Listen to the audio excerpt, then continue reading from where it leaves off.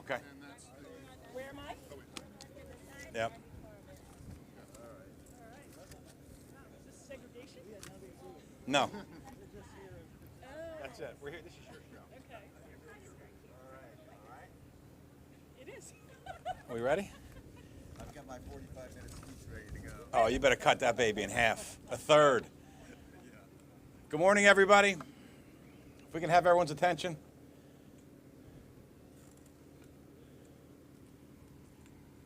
We have our friends from the ILA here. Beth, where are the folks from the ILA? In the back? Thank you very much for all that you do. Appreciate it. Good morning. My name's Kevin O'Toole. We're here on a gorgeous day. A billion-dollar view behind us with a really ambitious program. And we want to welcome our Assistant Secretary here, who is the person of the hour. Exciting day. All things port. For the last few years, a lot have been going on at the port, and we want to focus today on some of the specialness that is happening here.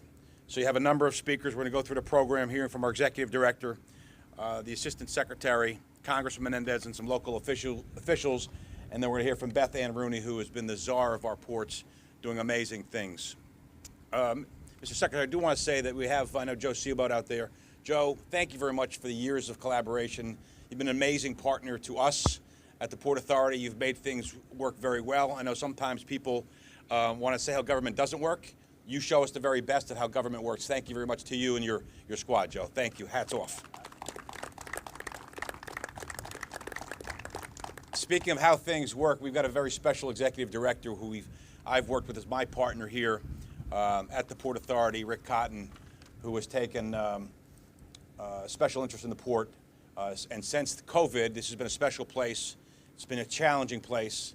And people across this country have realized just how important the lifeline and lifeblood of the port is. So Rick Cotton is going to talk about what we're doing and what our vision is and our collaboration with the Army Corps and the Army. Rick?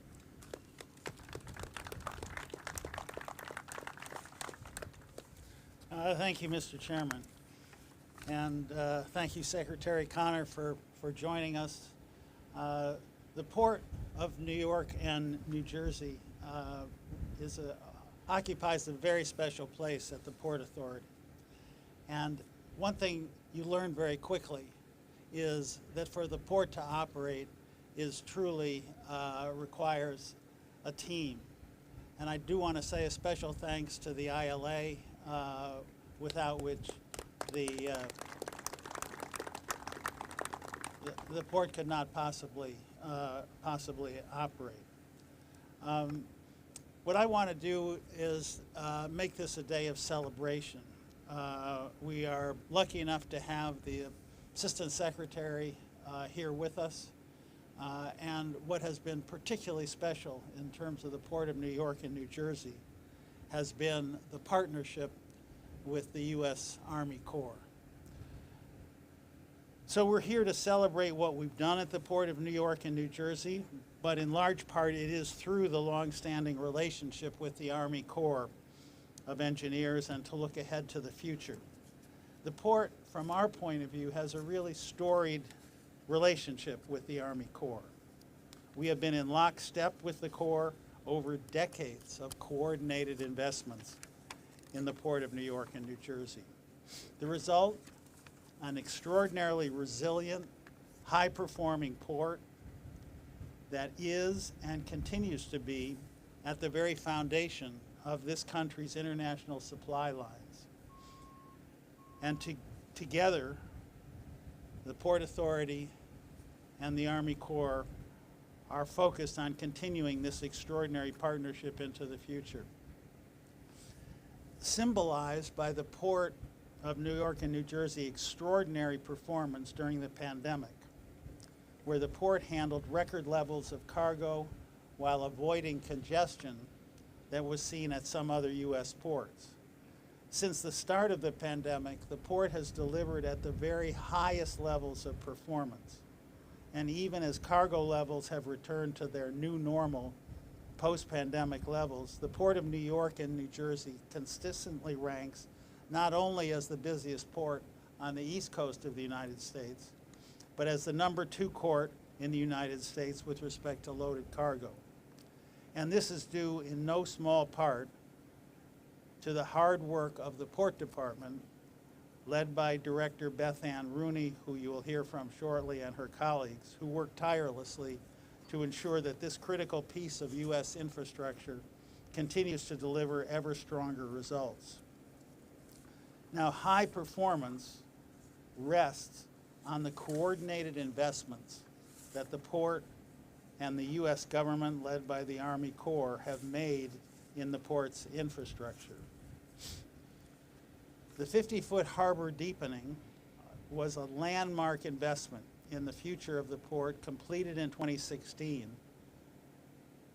by the combination, the partnership of the port and the Army Corps, to accommodate the larger and larger ships that have become standard in the industry.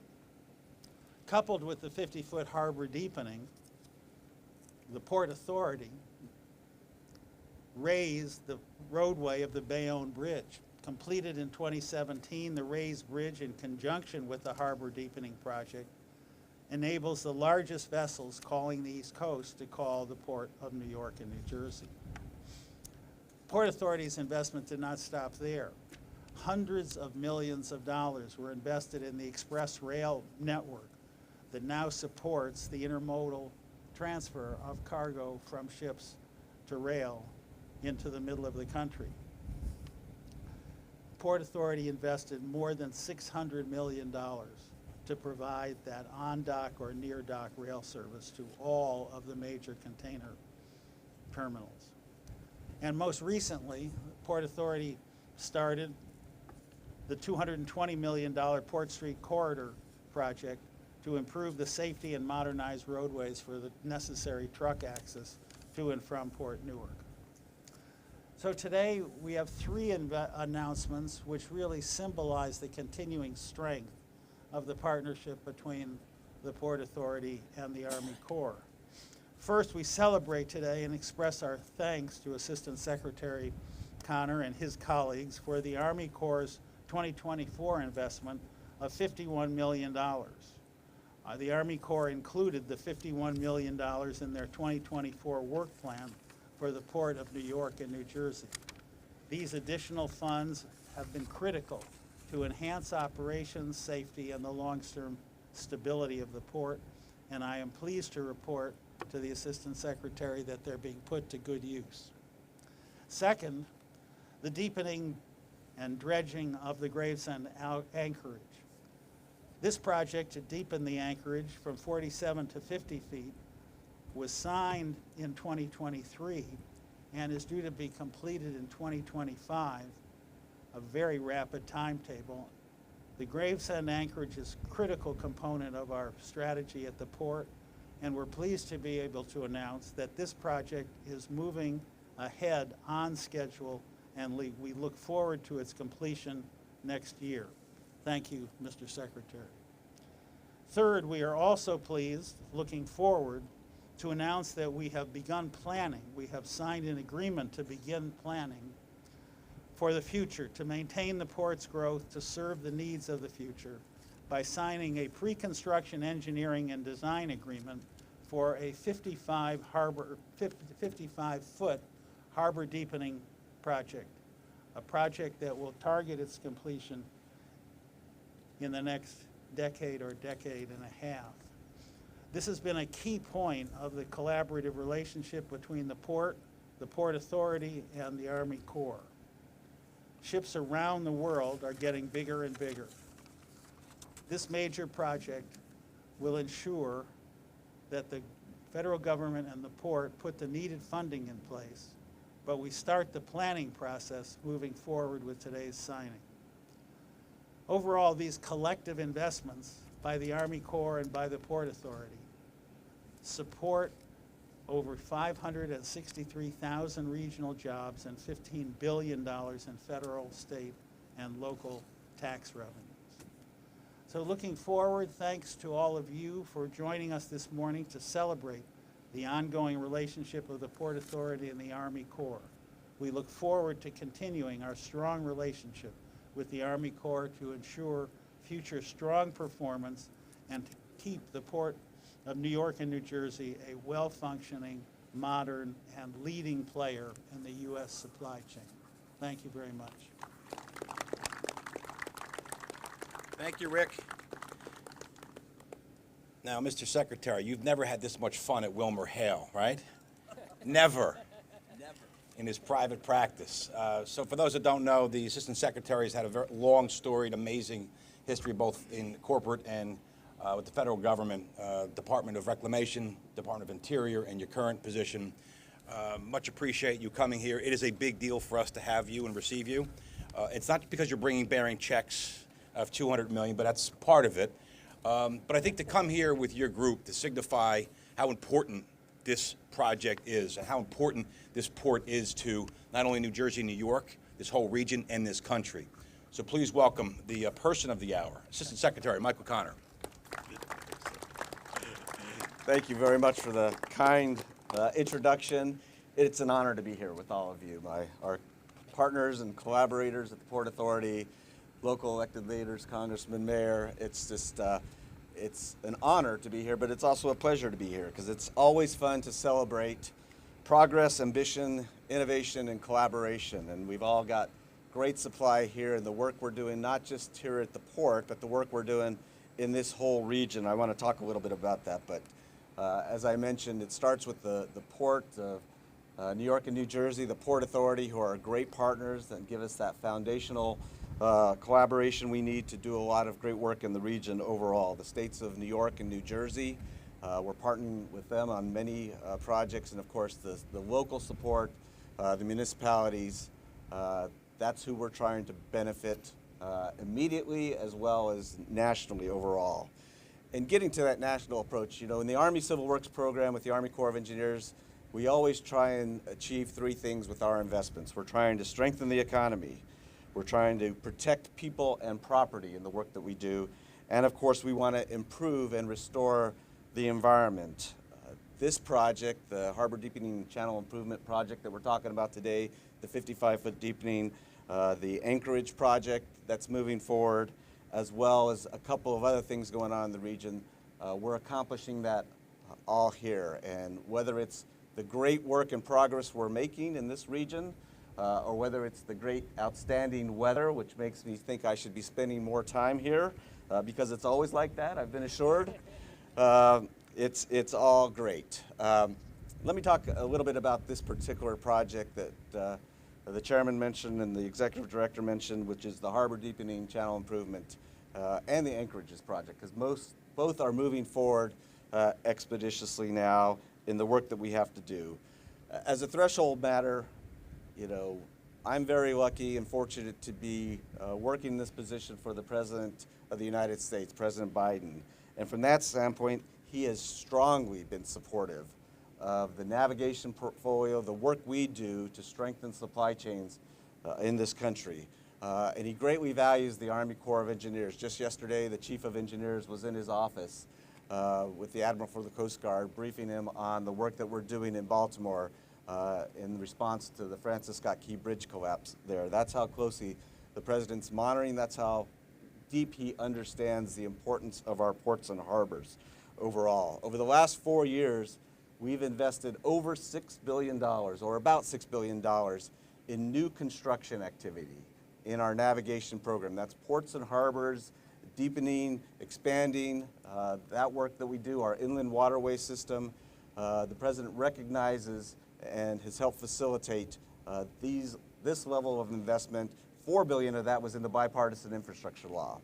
We've probably invested another $6 billion in the increased O&M funding, maintenance funding to keep these facilities moving and carrying the capacity that we need, even as we build new capacity into these projects.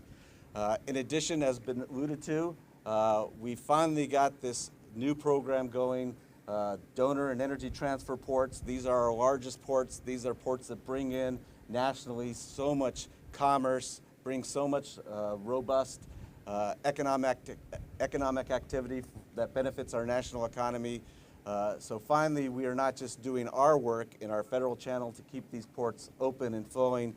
We're investing in the ports themselves by providing resources that they know best how to allocate here at the local level to expand and enhance their own capacities here. So proud to move forward with the $51 million that the executive director mentioned earlier today. That's a new part of our 2024 work plan, so we look on building on that partnership in the future. With respect to the deepening project, the 55-foot deepening project, that's just the reality of the world that we're in right now. You look over there and see these huge container ships. To be competitive, to keep up with the building efficiency in those supply chains, we've got to build the capacity to handle even ships larger than that. That's where the world is moving. And we know at the same time, and referencing the situation in Baltimore, we understand the importance from an economic standpoint of these ports. We understand the need for efficiency, but we also have doubled down on recognizing the need for safety. And this is a deepening project, but it's also a widening project. So we're going to deepen, widen, and expand, and we're going to do it with safety in mind, because these investments don't mean anything if we're not operating these facilities in the safest manner possible to keep them open year-round, not having to be subject to any of the situations that we've experienced in the past, and that the navigation community, the ship captains know better than anybody else. They want to operate, but it's not all days like this. It's days that are very difficult to operate in, and we need to have the capacity to do that as safely as possible. So this project in and of itself will address a whole lot of needs in that respect. I talked about innovation and ambition, and that also exists in this project, because not only are we going to build capacity, make a safer channel overall, we're going to innovatively use the material from this project, the dredge material, and beneficially use that in building resilience on our coastlines, of hopefully integrating this into our environmental restoration activities as we build islands and habitats. And this project is teed up to do that. Joe Seabold mentioned to me, which I was amazed to hear, that there was almost 100%, if not 100%, beneficial use of the dredge material from the 50-foot deepening project. And now that's the ambition that we have for this particular project, as well as the annual dredging activity. So engineering with nature is a priority for the Army Civil Works program, but it's also a priority for the communities that we work with and partner with. And beneficially using the dredge material to build resilience, to build habitats, is part of our goal. In addition, I want to mention that one of the President's other passions is environmental justice. And we have a great partnership and collaboration here with the port, and mostly I'm just referring to the activities of the report with green infrastructure, with renewable energy activity, with caring about the communities that reside around this port. We know a lot of good activity is going on with the Port Authority. We want to be your partners and supporters of that effort. And that's leadership that you're demonstrating here at the local level that we want to be supportive of, and we want to take and use as examples with the work we do in other ports across the nation. Finally, I would just mention, beyond just the port, there is an incredible vision that exists in this particular region of 16 million people. In addition to looking at economics and looking at limiting the environmental footprint, we're doing a whole huge coastal storm risk management, coastal resilience project, New York, New Jersey, harbor and tributary study that is up and going. We've done a first phase and a tentatively selected plan that's a $50 billion proposal to build resilience, to protect the coastlines, to protect the port itself. This is a massive collaboration across the two states in this region, but we know that $50 billion proposal didn't quite address all of the community's interests and needs. And from that standpoint, we're continuing to sharpen our pencils, work collaboratively with all the different stakeholders, and are committed to moving forward with that study and building more public support in the work that we do there. And then finally, I will just mention the estuary behind me is been designated an estuary of national significance, and that doesn't do it justice. It's a treasure, and we've used this estuary to build all this infrastructure, to build this economy, and now we're reinvesting in that environment in and of itself with the Hudson Raritan Aquatic Ecosystem Restoration Program. It's a $500 to $700 million program, 20 sites that we're looking at doing restoration work. We've invested bipartisan infrastructure law money in one of the projects, and we're moving forward. And I'll just say, overall, once again, coming into this job about 5 years ago, the Army Corps of Engineers was investing $200 million a year in aquatic ecosystem restoration. This last budget that we propose is $1.2 billion in aquatic ecosystem restoration. And another, yeah, it's worth noting because the work we're doing here in this estuary, that $500 to $700 million, that's just like 1 year that we invest in the Everglades. So there should be room to move some of that money up here in future budget cycles and get the work done from an environmental perspective that we need to do. So I've gone on a little long, but it wasn't the 40 minutes that I threatened the chairman with. But I will just say, I had an old boss that said, progress moves at the speed of trust. And what I've learned this morning is there's a lot of trust with the partnerships that we have here, built on past successes, future plans. I have no doubt that we'll all be back here for groundbreakings and the best thing of all, ribbon cuttings. So I appreciate that. Thanks. Thank you, Mr. Secretary. He's going to reserve his other 24 minutes for a Q&A with the press after this. Thank you. Secretary talks about partnerships and collaboration. Well, the next speaker is someone who's been a partner of ours, who's been part of the Port Authority family as a commissioner, who's a friend of ours. We don't have to educate him what this port means. And when you talk about that $500 million or $1.2 billion in funding, we know we can rely upon Congressman Menendez to help us with that funding. Please welcome our Congressman, Rob Menendez. Well, good morning. It's great to be here. You know, my love of the port actually started when I was in law school. I was an Eagleton Fellow in what was then the Port Commerce Department. I had my first experience down here as a commissioner. It was one of my favorite sites to visit. I love that it's part of our 8th Congressional District. I love that it's a vibrant, essential part of our economy and all that it does to keep our region moving. I have to thank the chairman of the Port Authority, my friend Kevin O'Toole. He's been an incredible mentor and steward of that board, doing incredible things alongside his incredible partner, Executive Director Rick Kine, an incredible public servant, and their partnership is essential for moving these types of projects forward. The port could not have a better steward in Beth Ann Rooney. She is one of the most knowledgeable people you could have leading a port, and I'm so thankful for her involvement and her years of service to the Port Authority. To the entire Port Authority team, so many members who are here today, cannot be here today, who do an incredible job, especially over the last several years, making sure that our port infrastructure was resilient as we saw a rise and surge during COVID. Assistant Secretary, thank you for being here today. To your entire team, I love working with the U.S. Army Corps of Engineers. I look forward to partnering with you many years moving forward. The HATS project will be incredibly important for this entire region. So many of the municipalities in this district are up and down the coastline. So I look forward to partnering with you on that and so many other priorities. Mayor Davis, always good to see you. Thank you for being here. Senator McKnight, always a pleasure to have you. Assemblywoman Barbara McCann-Stamato, and Assemblyman Will Sampson, a proud ILA member. So if we could hear for all three of them, at some point you'll be asking them for money or for legislation, so you should clap it up for them. And to the entire ILA family that does the incredible work of keeping this region moving.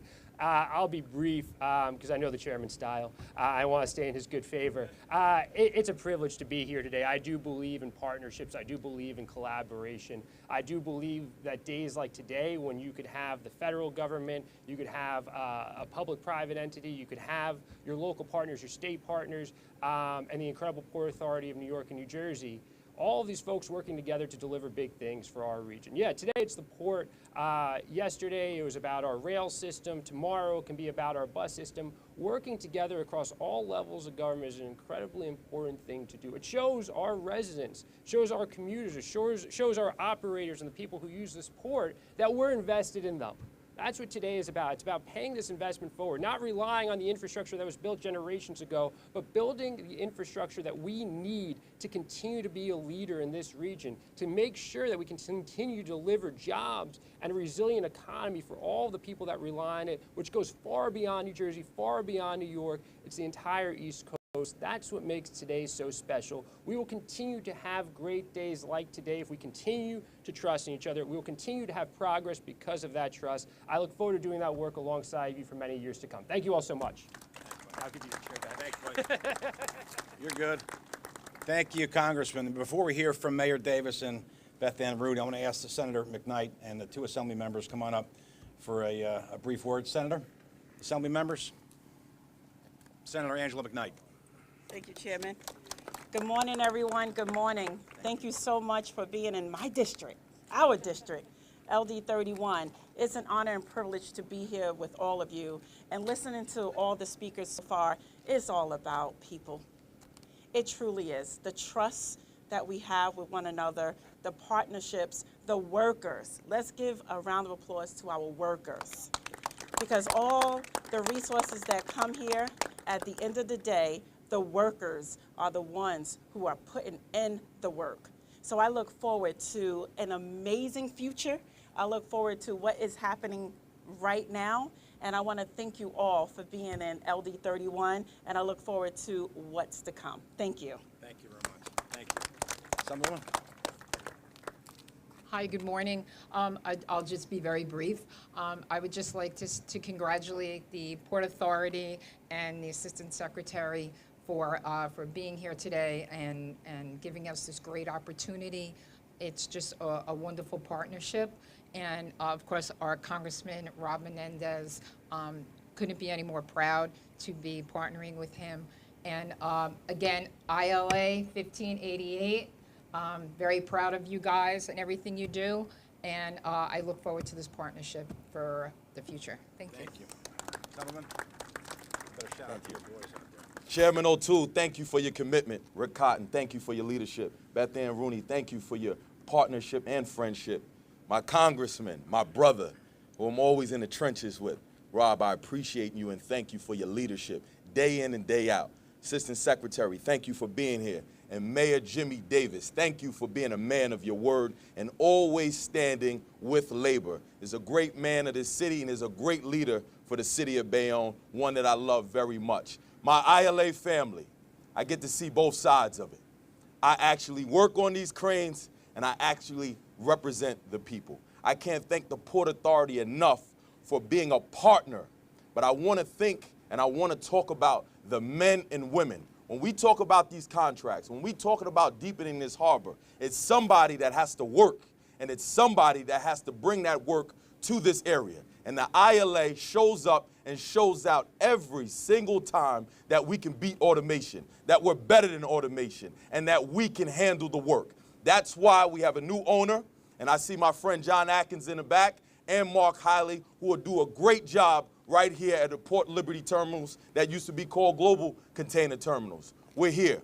It's about the middle class. It's about the working men and women. While we're home, men and women are on this port, at this pier, 24 hours a day, making sure the goods and the global economy in America keeps moving. We've proven that during the pandemic. When everybody was home, we continued to work. And I want to thank my president, who goes each and every country. He goes back and forth throughout this state fighting for men and women that have good health care, that have adequate benefits, and that have a good job. Virgil, I want to thank you, who is the president of ILA Local 1588, and he's also an international vice president. He fights for us. He fights for the men and women every single day. And I couldn't be prouder, Virgil, to stand next to you and be a partner with you in the ILA industry. And I just want to thank everybody that came out. It's an honor for us to serve. It's an honor for me to serve. And it's the greatest district in the U.S. Thank you all for being here, and God bless New Jersey. Thank you very much. I think he touched all the bases. We got him. Our next, second to last speaker is somebody, and as Will said, is a man of great principle, a man of his word, a dear friend of ours, a great collaborator, a great partner, Jimmy Davis, Mayor of Bayonne. All right, I promise to be short. I want to thank the Assistant Secretary, the Army Corps of Engineers, and applaud you for your partnership with the Port Authority. Commissioner O'Toole, I became mayor 10 years ago, and I was always told that dealing with the Port Authority is probably the most difficult thing you will ever do in your life. And I'm here to tell you 10 years later, that is not true. I have worked side by side with them. And it all started, as soon as I became mayor, was with the raising of the bridge project. And we worked side by side. Prior to that, the deepening of the channel was already in process when I live right there where it impacted my house. I saw everything that was going on. But what people don't realize is that the Port Authority is always looking to innovate. And they're always looking 25 to 50 years down the road. Because if we don't look 25 years to 50 years down the road, we're doing a disservice to our children, to the future of our country. And that's all the men and women in the background. That's Virgil and the ILA. That's all the jobs that surround this whole area because of these ports, because of these bridges, because of these roadways and waterways. And that's our job. That's my job as a mayor, is to look 25 years down the road. Last night we had a meeting about the Turnpike Bridge, making it 4 lanes going east, 4 lanes going west. Progress. That is what's needed. And someone's looking 25 years down the road. Yet we have people fighting us on it and telling us, no, we only want 2 lanes. We don't need a bigger bridge. It's only going to bring more cars. No, it brings more jobs. And that's what our job is. We can't build for today. We have to think about the future and keep moving forward because we owe it to our children. So thank you all for being a part of this, and thank you for doing this job. Thank you, Mayor. You know, Port Authority's got some really special people, 8,000 employees. Some are here today, some working directly for the port. This is their life mission. They just don't come to the port for a year or 2. They come here for a lifetime. And the leader of the port has been here for almost going into her 4th decade. Is that fair? Yes. She is our star. She's amazing. I can't say enough superlatives about Beth Ann Rooney. She is amazing. She has kept the vision going, the port going during the darkest days during COVID. She would always bring us hope and talk about what we had to do. We had to keep this thing going. We couldn't keep the ships too far at bay, a day, 2. She's 24/7. She represents the very best of the Port Authority employees. Please welcome our director and our super staffer and our super leader, Beth Ann Rooney.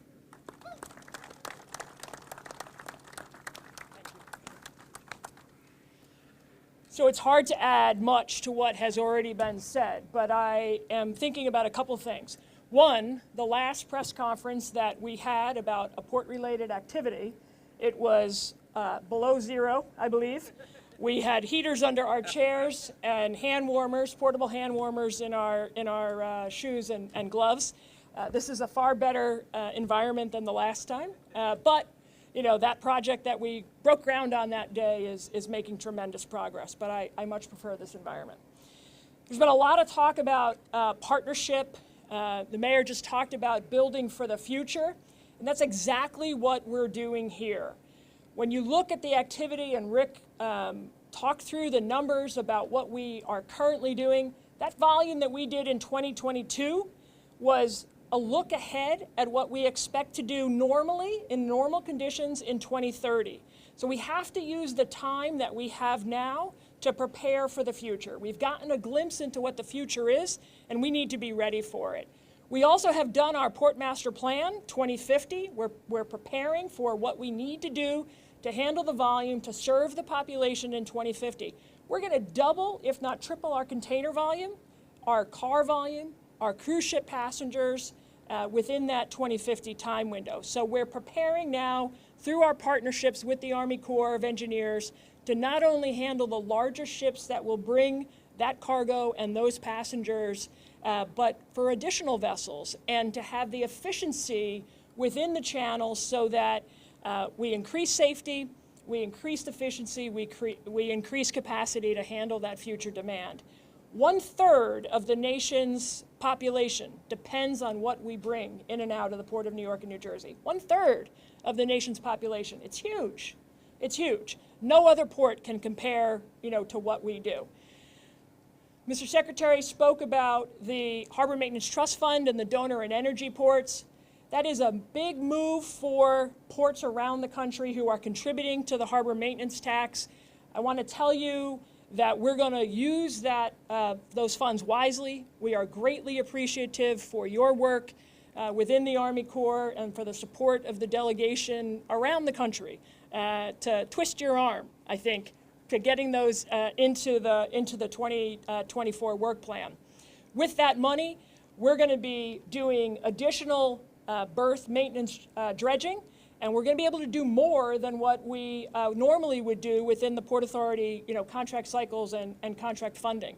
But more importantly, we're going to be able to begin the studies and the design work and early engineering on replacing some of our wharf infrastructure that is 60, 70 years old. So the ability to reinvest the money that our customers have paid into the trust fund is incredibly important to the Port Authority, and we look forward to partnering with the Army Corps on that.